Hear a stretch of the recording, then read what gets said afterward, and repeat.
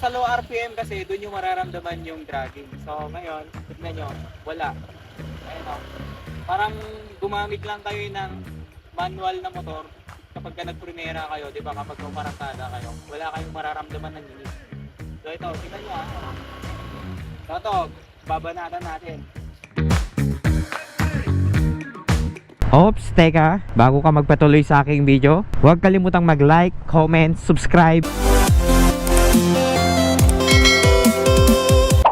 Guys, bago nga pala tayo mag-umpisa, gusto ko lang sabihin sa inyo na malapit na nating ma-reach ang 15,000 subscribers.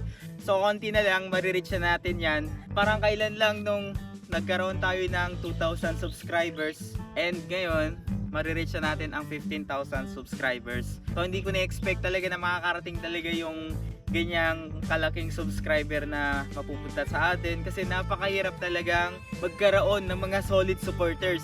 Always na nagpapasalamat ako sa mga solid supporters natin. At soon, kapag lumaki-laki talaga yung channel natin, babawi at babawi ako sa inyo. So last time nakapag-install tayo ng ating clutch bell and ngayong araw ay bibigyan ko kayo ng feedback about dun sa nailagay nating regroove bell sa ating Honda Click. So by the way, ito yung nilagay nating regroove bell sa ating Honda Click. Ito yung XKD na nabili natin sa Discount Motor Shop. I-share lang ako ng mga tips about sa dragging ng ating automatic na motor, kahit ano man yan, NMAX, Aerox, Honda Click, especially sa mga ganitong Honda na automatic scooter, nagiging problema na kasi yung dragging na yan.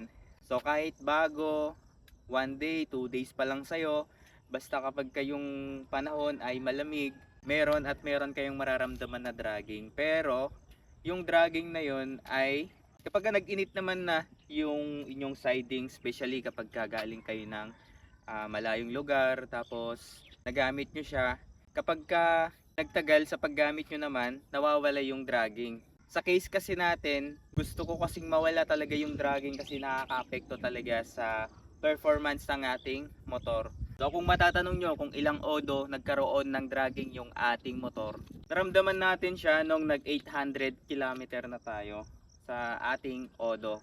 So nung bago, nararamdaman natin na medyo may pasulpot-sulpot na konting nginig pero hinayaan natin. Nung 800 odo, doon natin naramdaman yung panginginig ng ating handlebar every time na nag-aarangkada tayo. 3 to 5 minutes bago ko siya gamitin. So ayun, naramdaman natin yung panginginig dito sa kanyang handlebar. And pagka nagtagal kasi parang nagiging normal, di ba? Pero kapag ikaw yung taong sensitive sa mga ganong bagay, ay kailangan mong hanapan ng solusyon yan.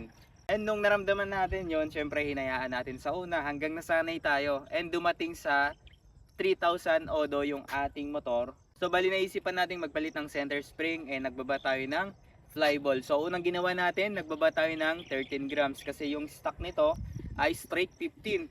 So bali yung ginawa natin, nagbaba tayo ng straight 13 grams and naglagay tayo ng 1,000 na center spring. Nung unang paggamit natin doon ay naramdaman talaga natin yung pagbabago, nawala yung dragging, naging smooth yung ating throttle sa kanya. Parang nakukulangan kasi ako sa dulo ng ating motor kasi kapag naka max throttle na tayo dito sa ating Honda Click, nararamdaman talaga natin na sumasagad talaga yung RPM natin. Kaya naisipan kong mag-combination ng flyball. Nung nag-combination flyball na tayo dito sa ating Honda Click ay gumamit tayo ng 11 na tatlong piraso and tatlong piraso din na 13 grams para nandun pa rin yung dulo. And kasi may nagsasabi na bakit hindi na lang daw tayo nag straight 12 since 11-13, yun daw kasi yung tamang sukat. Alam naman natin yun na yun talaga, pero ang gusto kasi nating mangyari,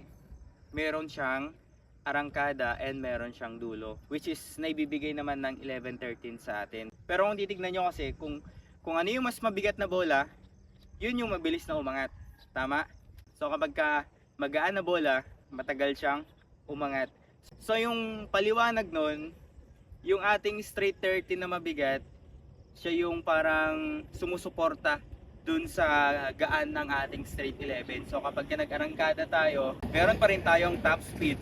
Hindi ko naman sinasuggest sa inyo na porket maganda sa atin yung 11-13 na flyball ay maganda na rin para sa inyo. So ihanap nyo din kung ano yung mas bagay sa inyo na flyball. So after 3 weeks natin na paggamit dun sa set natin na 11-13, tapos yung ating clutch spring ano tayo 1,200 and center spring 1K. So baka may magsasabi na naman na hindi maganda yung setup ng ating spring. Yun talaga yung gusto natin.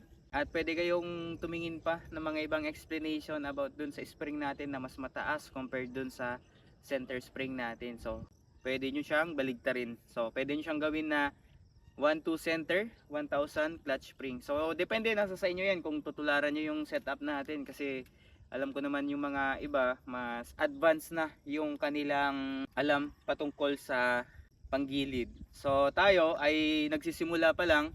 So hindi ko naman masasabi na 100% ay okay yung ating panggilid.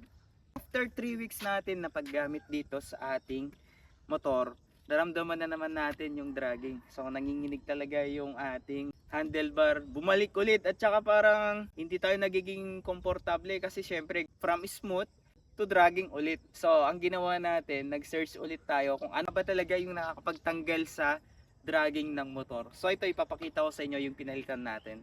So pwede pa naman natin itong ipa-regroove sana. Kaso if ipapa-regroove natin ito ay baka mamaya gusto na naman natin siyang ibalik sa stock. So much better na bumili na lang tayo ng stock na bell then na regroove. So ito yun, yung XKD na brand. And same lang sila dito sa ating hawak ngayon na bell. So ganito siya.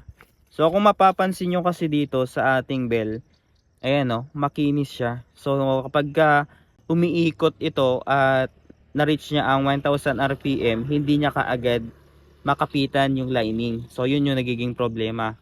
Yun yung nagiging cause ng dragging. And ito kasi kapag nalagyan na ng mga debris nung clutch lining, doon na talaga nag-uumpisa yung pagdadragging. So kung makikita nyo, doon sa nilagay natin, stock pa rin yun pero na-regroove. So kapag maganda yung performance nung nilagay nating regroove bell sa kanya at hindi talaga siya nangangain ng lining, siguro ipapa-regroove natin to na ganun din para meron tayong available din na reserba. And 6 days na nating nagamit yung ating motor. Ipapakita ko sa inyo kung gaano siya ka-smooth. Nung una, binrake in muna natin, inikot-ikot natin.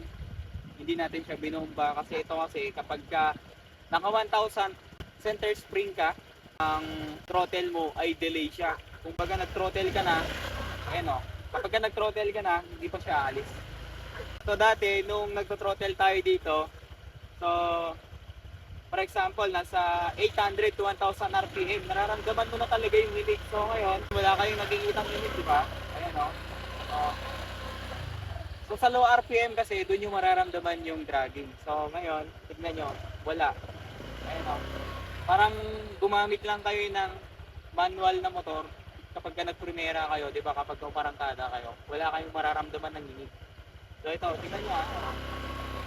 Ito, babanatan natin. Ito.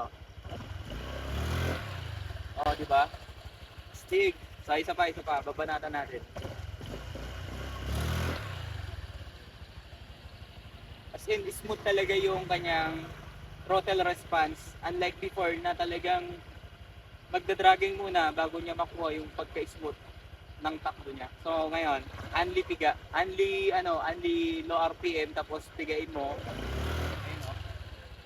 Yun yung maganda sa kanya. Ito lang yung tips ko para maiwasan nyo siguro yung pangangain ng lining sa inyong motor.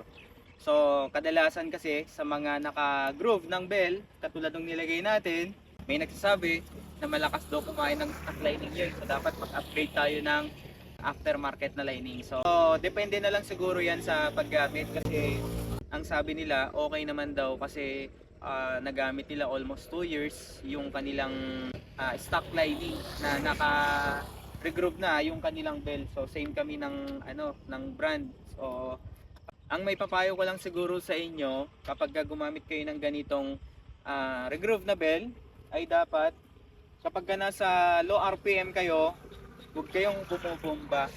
So, iwasan nyo na lang kasi hindi ko pa kasi masabi ngayon kung goods itong bell na nakuha natin. So, may nakapag-try na kahit check nyo yung mga ibang nag-install ng ganito na bell. So, maganda naman daw. Hindi naman daw nangangain talaga ng lining unlike sa mga ibang aftermarket na bell na talagang nangangalbo ng lining. So, ito, all good siya. So, ito pa yung tips ko sa inyo para maiwasan nyo naman yung pagkabengkong ng inyong bell. So, kadalasan kasi sa mga ganitong scooter, nagkakaroon din sila ng problema. So, hindi lang sa dragging, kundi sa kanilang bell. Nagkakaroon kasi ng oblong minsan, kahit na nakapagpalit sila ng kanilang lining, nakapagpalit sila ng center spring, ganyan, nararamdaman talaga nila iba yung takbo ng kanilang motor. So, nakukuha kasi yun kapag ka nagpapa-andar tayo. Minsan, full throttle natin. Yun yung isang kamalian. Pwede nyong i-full throttle pero saglitan lang. Pero kapag sabihin yung i-full throttle nyo kaagad ng ganyan, gusto nyo lang makita yung top speed sa inyong speedometer, ay hindi pwedeng patagalin. Kasi kapag ganun yung nangyari, pwedeng yung pulley or pwede yung bell ang magkakaproblema. So, iwasan nyo na lang i-full throttle siya na hindi naman kinakailangan. So, pwede nyong testingin naman. Pwede nyo sigurong i-full throttle pero saglit lang. And eto, iwasan nyo pa na nagpo-full throttle kayo or nagto-throttle kayo na habang binibrake yung inyong rear na brakes. Kasi kapag gano'n, yun din kasi ang nagiging cause ng pagkakakulay ube or pagkakaoblong nung inyong bell. So yun yung mahalagang tips natin para hindi kayo masiraan. And hindi ko sure kung sa next upload natin or makakapag-upload pa tayo ng video about dito sa ating motor. Kasi nakapag-order na pala tayo ng ating pulley set. So yung ilalagay natin doon ay stock na pulley and nakalkal siya. So yun yung ilalagay natin dito.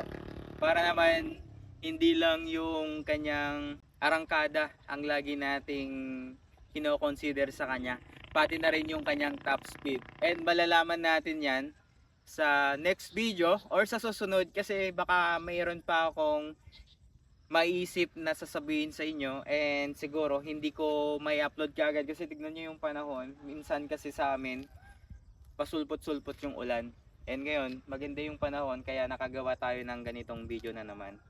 So ayun lamang guys, maraming salamat sa mga laging sumusuporta at laging nanonood sa ating video.